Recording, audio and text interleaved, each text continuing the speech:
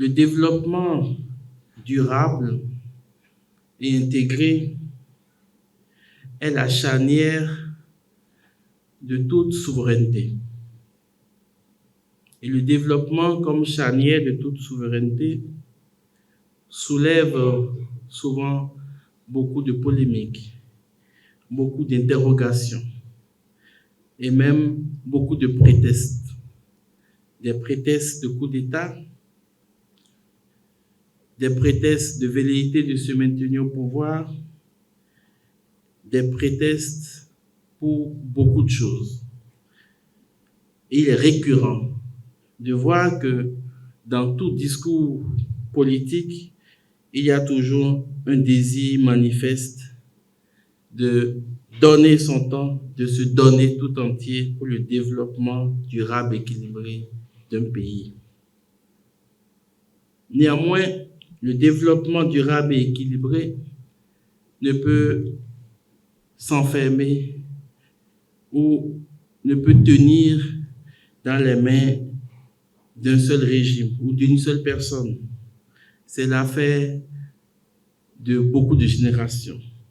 C'est l'affaire de plusieurs régimes. C'est l'affaire de plusieurs gouvernements successifs. Parce que justement, tout acte de développement durable et équilibré est un acte de souveraineté. C'est un acte régalien.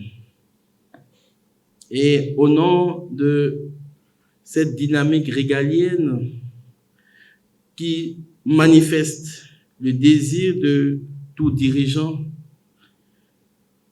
de travailler à l'avancement de son pays, au nom de ce pouvoir régalien, beaucoup de choses se font.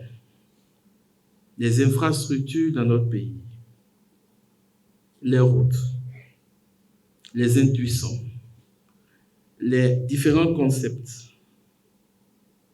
qui suscitent beaucoup de dynamisme, les projets sociaux étayés avec de grands chiffres et surtout l'expérience de mes collaborateurs et moi qui tout dernièrement avons emprunté la belle route quittant Kandy pour Malanville. Cela suscite en nous le désir toujours de travailler et de former les générations d'aujourd'hui à devenir de bons citoyens. Car le développement équilibré qui se veut durable incombe tout le monde, sans exception aucune. Alors, cette maladie africaine qui consiste à enfermer le développement dans le cœur d'un seul homme est une crise morale grave. Ainsi donc, tout développement s'inscrit dans l'alternance politique. L'alternance politique n'est donc pas un vain mot. Ce n'est pas une maladie. Ce n'est pas la peste. Ce n'est pas la fatalité. L'alternance politique ne devrait pas faire peur. Elle ne devrait pas être traitée comme la peste maladive qui repousse les limites du pouvoir dans un pouvoir indéterminé. À mon sens, l'alternance politique à la tête de l'État est une source de production et de profusion de compétences, de découvertes providentielles d'autres personnalités, d'autres personnes portant en eux la vocation et le charisme de gouverner, de gérer et de conduire la destinée d'une nation. il existe des écoles politiques, mais il n'existe pas d'école de formation des présidents de la République. S'il devrait y avoir une école de formation à la fonction présidentielle, pouvant aider, bien entendu, ces derniers à avoir les outils de la culture, de l'intégrité et de la science nécessaires à la fonction, ce serait d'abord une formation les préparant à l'après-pouvoir. La gestion du pouvoir n'est pas si crucifiante. C'est plutôt le départ du pouvoir et l'après-pouvoir qui constitue pour l'acteur lui-même un saut violent dans le vide et pour les autres, les plus proches, une fin terrible.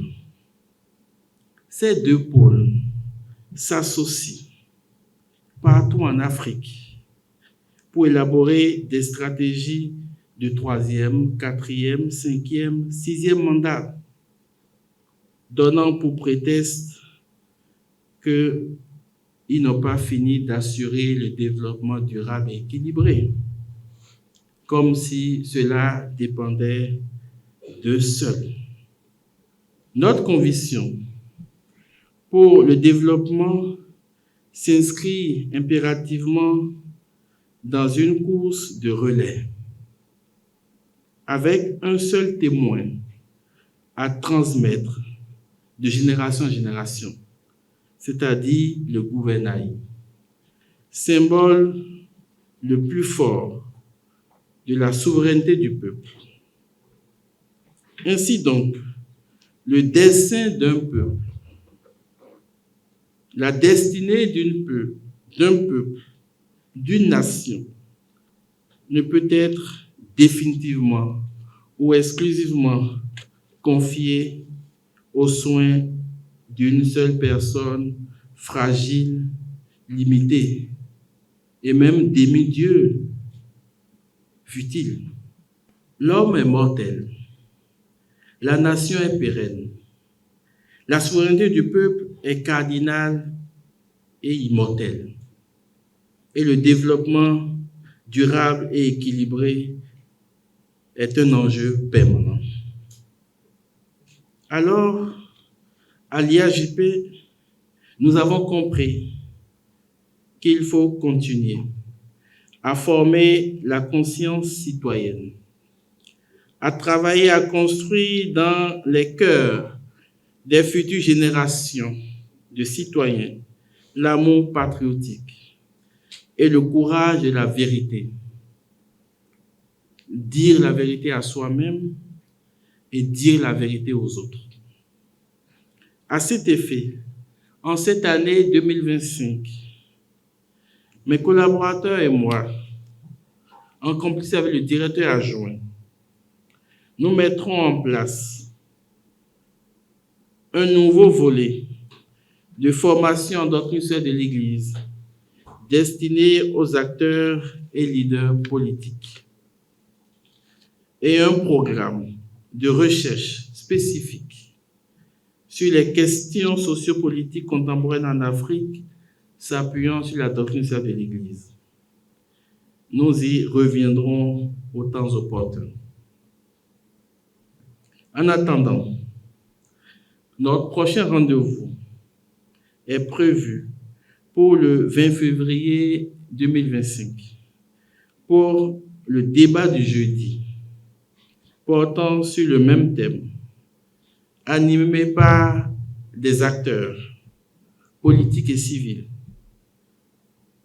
une personnalité de la majorité présidentielle, une personnalité de l'opposition et une personnalité de la société civile.